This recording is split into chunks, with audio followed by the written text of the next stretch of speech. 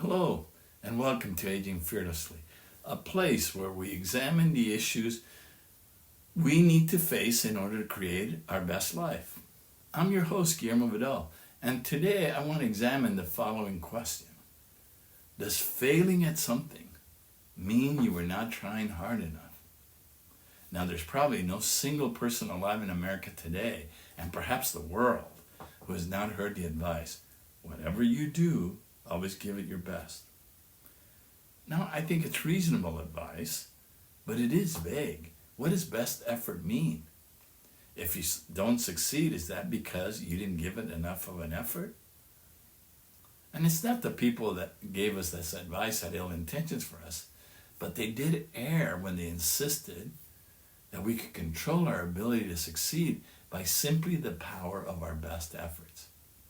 Indirectly, of course, this means that failures and defeats were a sign of our shortcomings and lackluster effort. I lost count of how many times I was told by my mentors when I failed at something that I didn't want it bad enough, or that I didn't give it my best, or that I didn't try as hard as I could.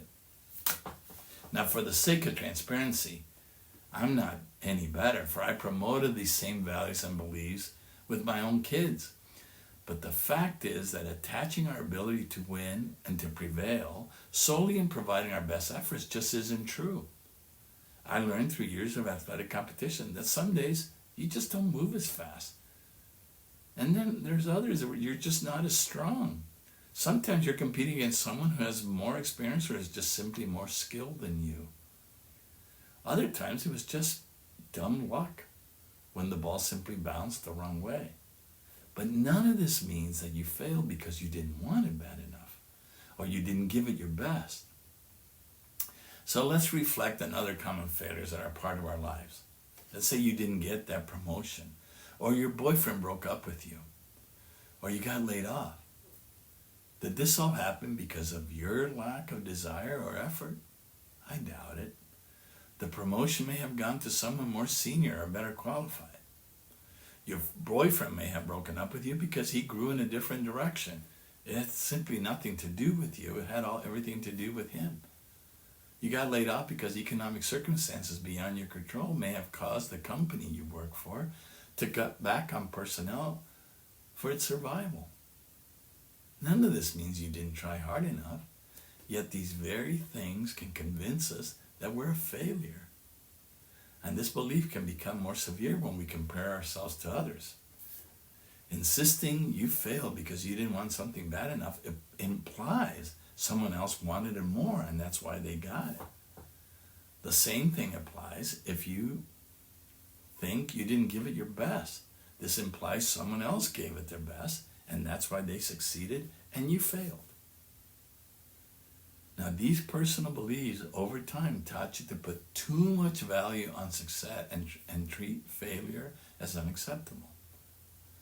So why is this so bad for us, and why is changing our perception important for us to build our best life?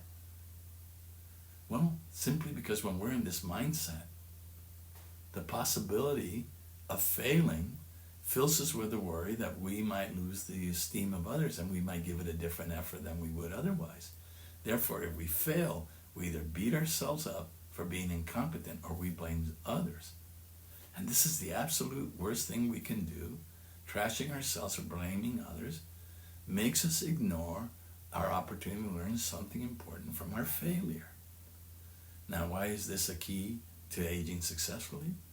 Well, you might disagree with me on this, but I learned that failure teaches us, while successes often feed the illusion we were solely responsible for it.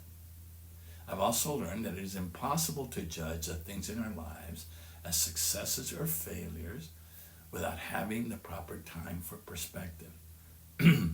Over the years, I learned that my greatest failures have always led me to greater success. For example, I got laid off from a job early in my career. I felt like a failure, and I believe I had let down my family by putting us in a financial bind. This is a hard time that I spent worrying about losing everything in my life. I did many odd jobs just to make some money to keep the banks at bay. 9 months later, the Colorado Department of Transportation hired me, a job that would change my life for the better. I would go on to spend 25 years with this organization and reach its highest management levels. This layoff turned out not to be a bad thing. It was a blessing. I'm sure you can look at events in your own life that turned out this way. So what is the moral here? I think it is this. Winning and losing are immaterial. What matters is knowing that every day brings unique challenges or lessons that are brought to us because they're necessary for our personal evolution. When these come, you can only give what you possess in energy and knowledge at the time. This means that sometimes doors will open and other times they will close. This knowledge, though, can help you age fearlessly if you can keep from beating yourself up or become disillusioned by life's challenges. All that is asked of you is that you calmly keep trying and stay open to learning the lessons contained therein.